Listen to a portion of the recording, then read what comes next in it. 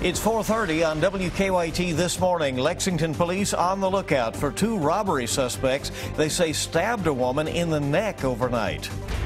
A deadly crash is being investigated in Lincoln County. We'll have the details straight ahead. And a Jessamine County police officer killed in a crash last week will be honored today in Nicholasville. A full report coming up on WKYT this morning.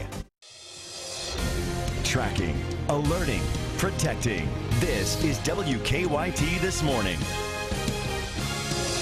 Good morning and welcome in. It's nice to have you with us. Here it is, Tuesday, March 17th. I'm Bill Bryant. And I'm Rebecca Smith. Happy St. Patty's Day. Wear your green. There you go, as we have done. And we want to check in with meteorologist Micah Harris. Keeping track of weather this morning, what a fabulous couple of days we're coming off of. It was awesome. We'll just put it that way. Yesterday we were there in the low to mid 70s. Today we won't even be close to that. We'll actually be in the mid to upper 50s today. So about a 20-degree swing, and you'll feel that in the air. First Alert Defender live radar. There is your look, and there's nothing out there.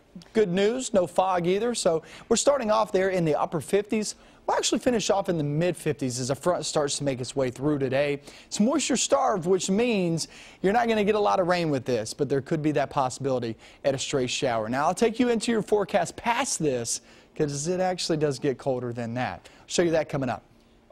Thank you. Let's get to the news. New this morning, Lexington police are looking for two men they say stabbed a woman in the neck after a robbery overnight. The police were called to a White Castle on the restaurant there at New Circle Road around 1 o'clock this morning. They say a woman and her boyfriend were walking down Bryan Station when they were approached by two men in a Jeep. The victim says one of the men jumped out of the car, tried to rob the woman, and stabbed her in the leg and in the neck. The victim was taken to UK Hospital with non-life-threatening injuries. We'll, of course, continue tracking this investigation. A full report coming up on WKYT News in a few minutes at 5. Investigators say one person was killed in a crash in Lincoln County. First responders were called to the scene around 9 last night on Highway 127 near Walnut Grove Road. That's just south of Houstonville. The Lincoln County Sheriff says two vehicles hit each other head-on. Police are still trying to figure out how the crash happened. At least one helicopter was called to the scene for someone who was injured. We have an update this morning to a breaking news alert we first brought you last night. A standoff situation in Lexington was resolved peacefully overnight. Around 9, police tell us they were called to a home on St. James Drive. A couple hours later, police managed to convince an armed man inside the home to leave the gun behind and come outside. Police then cleared the home and retrieved the gun. A Pulaski County woman is dead after a crash in Somerset. Firefighters were called to the intersection of Highway 914 and Enterprise Drive yesterday afternoon in Somerset. Local police there say 81-year-old Opal Bryant pulled into the path of another car, causing the crash. Police say Bryant was rushed to the hospital but died several hours later. They say two people in the other car were injured. Their condition is not known. Later today, a community will be saying goodbye to a Nicholasville police officer who was killed in a crash. Police officer Burke Rhodes' family held a visitation yesterday. He died last Wednesday in a crash on US 27 in Garrett County. Hundreds of people attended the visitation yesterday. Many of them work in law enforcement across the state. Everybody mourning, whether they knew him or not, it sends a message that he mattered and that the job matters, and that even if it's not your family member or your friend, it's somebody's family member or friend that needs to be respected. Officer Rhodes' funeral procession will travel across much of Jessamine County today. Many business owners along the route tell us they plan to pause and pay their respects as it passes by. WKYT's Monique Blair has that story.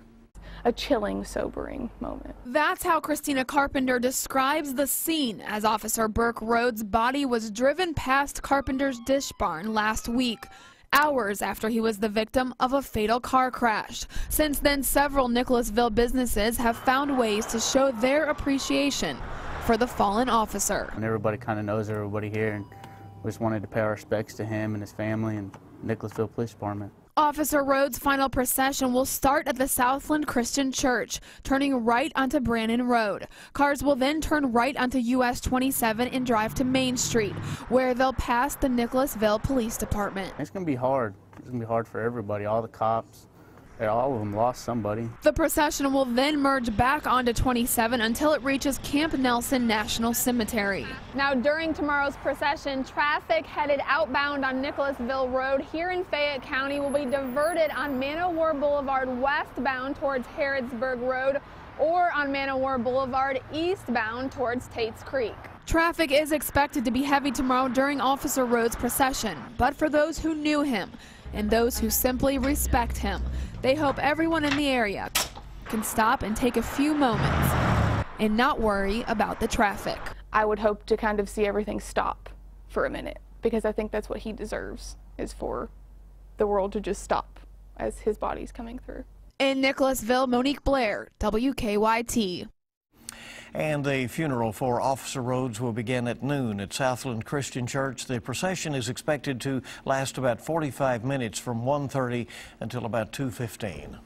A student faces charges after police say he brought a gun to a school in Pike County. Police say Monday morning, 2 students at Belfry High School told a teacher a friend brought a gun to school. They say minutes later, the principal found the gun unloaded in a resource room.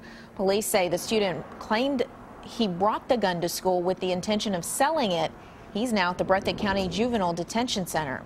We're learning more about the case against a man accused of shooting a child in Lexington. 28-year-old Alberto Contreras was supposed to be in a West Virginia courtroom for a hearing to determine when he'll be brought back to Kentucky. But now, court workers say his hearing is delayed until tomorrow.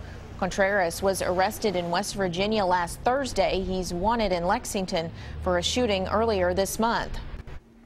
The brackets are now set for the NCAA Women's Tournament, and UK Hoops is getting a high billing. Kentucky women are a #2 seed in the Albany Regional in New York. Defending champ UConn took the top spot in that same bracket.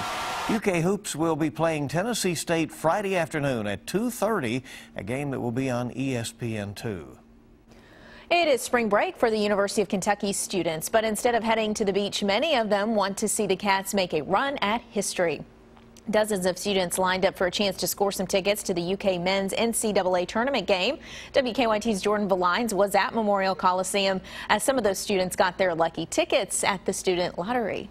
Since it's spring break for UK students, campus has been pretty quiet, but earlier today, hundreds of students came out here to Memorial Coliseum for a chance to get their hands on a ticket for the spring break trip they've been waiting months for. We were hoping that this is spring break and nobody's going to be here, but everybody is here. That's because in the month of March, Kentucky people love their basketball.